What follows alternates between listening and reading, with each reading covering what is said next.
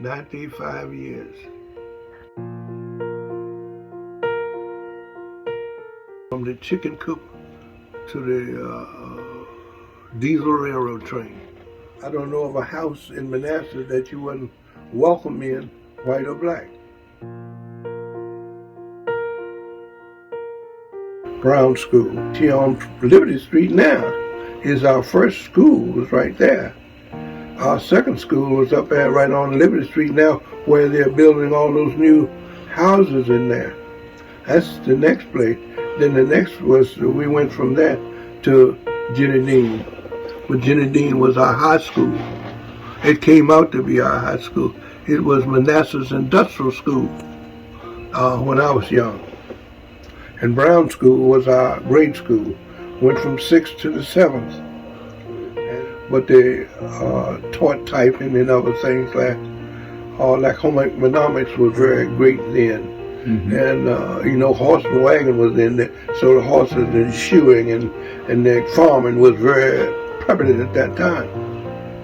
I learned carpentry and just a little bit about finding myself where I wanted to go in life, but I didn't know it. You see, when you are about 15 or 16 years of age, you are running rather crazy, because I believe any train that comes by look good, you might jump on it. So you're looking for an identity to find yourself. That's what it is. Did a little painting, commercial painting, and then I went into the barber shop as then it was called Bootleggers, shining shoes. You got 10 cents a shoe. All pair of shoes you shine, 10 cents. I worked there, and then that's when I became more or less interested in becoming a barber. So I did that up until I went into service. Ain't nothing like the Navy. I was equivalent of 4 years. I want people to know and understand Manassas is the greatest place that you'd ever want to live. As a people. Now I know we had differences such as the Jim Crow, we had it, but in Manassas it was never a great shatter. Manassas was one of the greatest humanity that I've seen, people getting along together. People were people here. That's why I said, I don't know of a house you wasn't welcome in. Everybody was welcome. And they worked together, they played together, and everything.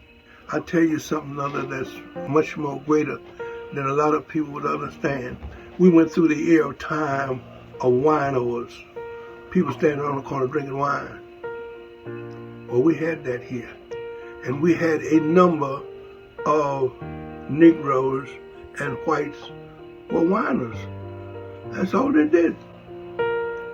But they went, then the ABC store come in here, and they go to the Sweet Bee store and buy that wine or buy that whiskey.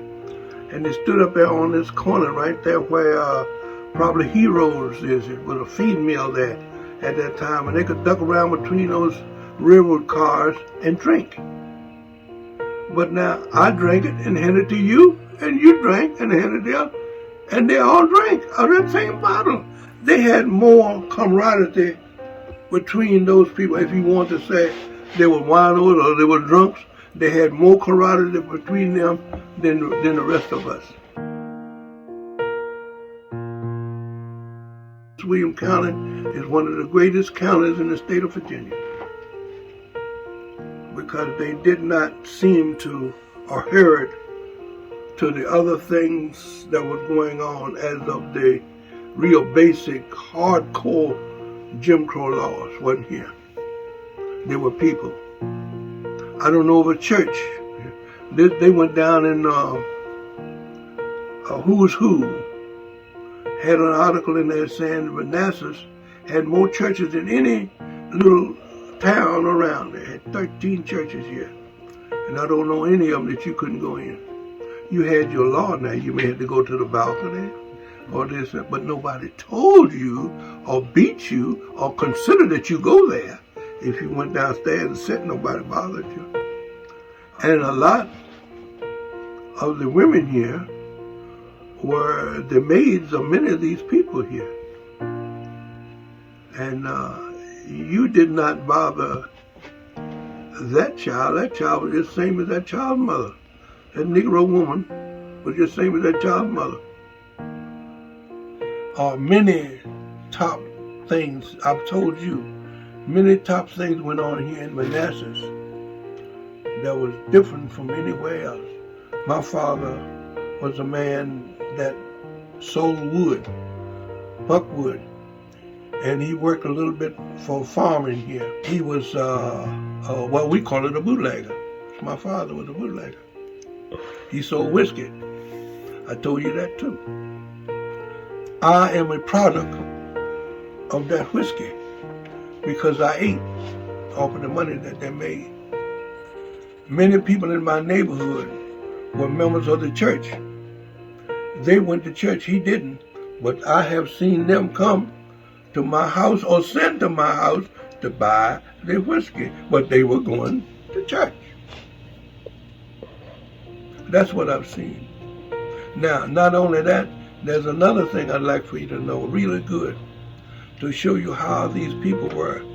One of the sheriffs here in town was named Putlow, was the high sheriff here in town. Putlow was at my house practically every Monday morning. Then they used to get these shot glasses to get drinks out of. Buck, you got anything to drink? He said, yeah, I got something here. He said, it's up in the closet. He'd go up in the closet, get that whiskey out, pour his shot, reach over in the bucket. We had a bucket, a dipper. Get a dipper, get a glass, pour some water in that glass, take his drink, and drink his water, put the cup back and say, look, you be careful today, but this week, because the internal revenue is with me today. I'm going to be with you. So you know now, if I come catch you, I got to carry you. Yes, sir, Mr. Putlow. You went on with his business. Now, he didn't do it just for my father. There were a number of people right here in Prince William County. Now, there's a place here we used to call Terrapin Woods. Well, Terrapin Woods was mostly all Caucasian in that area. And anytime you went down Terrapin Forest, you could feel stills after stills. Anyway, they were all bootleggers. And tell you something else is great. 9 times out of 10, all of those bootleggers, on a Saturday night, they would kind of gather on the streets up here. One street right there in the corner of Main and Center. You didn't see nobody fighting and carrying on. Hey, so-and-so, I'm going down to see you. You carried your groceries in a guana sack. You got picked up your sack and thrown it across your back, and you were gone. The other, so they're gone. That's what I seen here. And I didn't see a store in Manassas that you wasn't welcome in. You go in any store you wanted.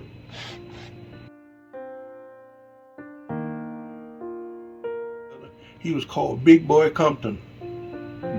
You may run across that sometime or another. Well, he ran a pool hall, and pool hall, most did a lot of drinking in the pool hall and beer, but they had a section in the back where the Negroes went. And they didn't have no pool table, but they had all the beer and the luncheon and everything they ate back at. But it wasn't nothing up front that you couldn't get back in the back. And if you ran out of beer or what have you, you could go to the door there and say, hey, Mr. Compton, we need some more beer. Okay, so-and-so, come on in here and get it. And I, as a kid, going to the movie, go to catch Mr. Compton, say, Mr. Compton, let me have 25 cents, or can I borrow 25 cents? I want to go to the movie. And he was a fella, had a large stomach on him. Ah, boy, what are you going to do with that? I said, well, I want to go to the movie. He said, okay, here it is. Give me 25 cents and go on to the movie. That's the way it was. That's the way I seen it. No child could come to my house and play, but I could go to their house and play because of the whiskey.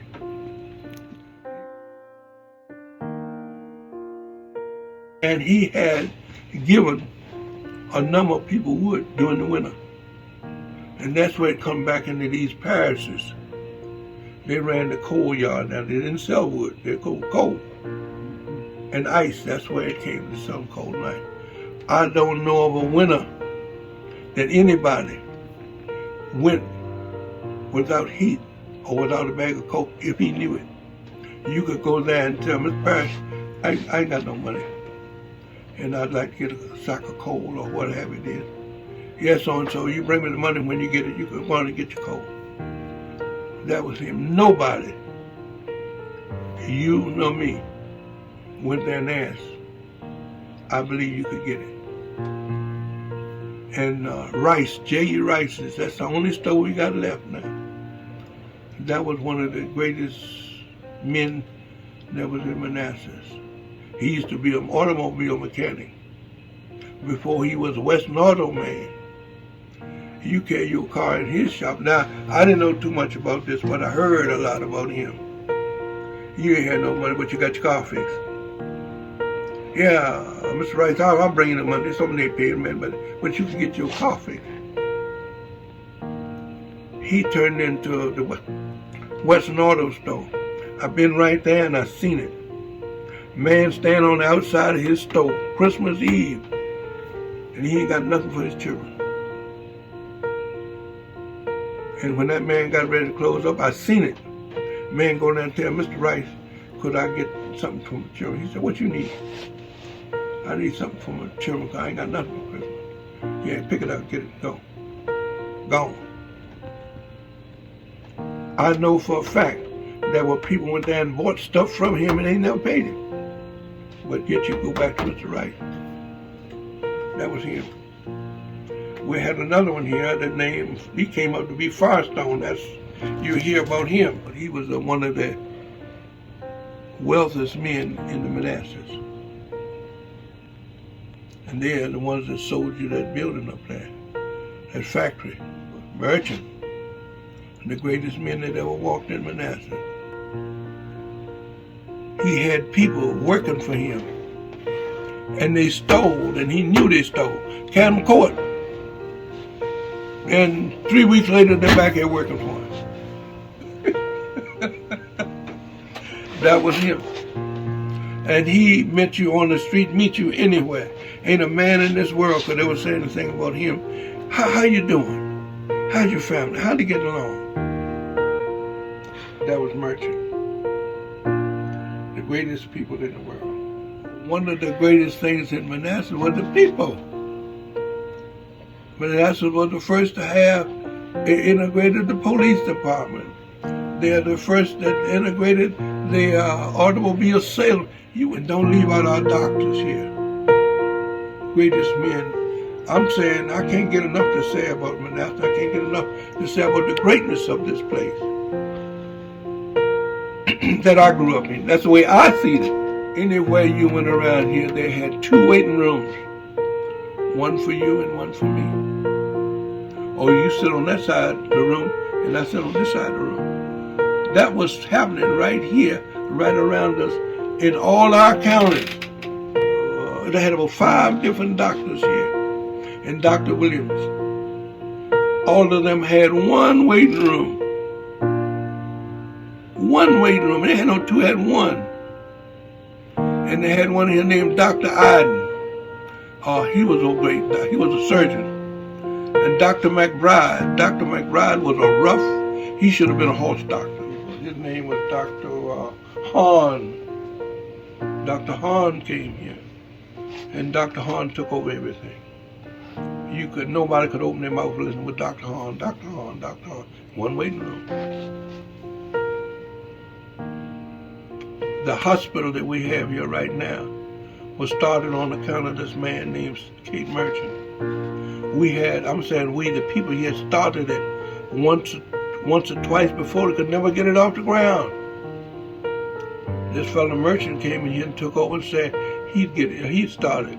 He brought in this idea of making pledges.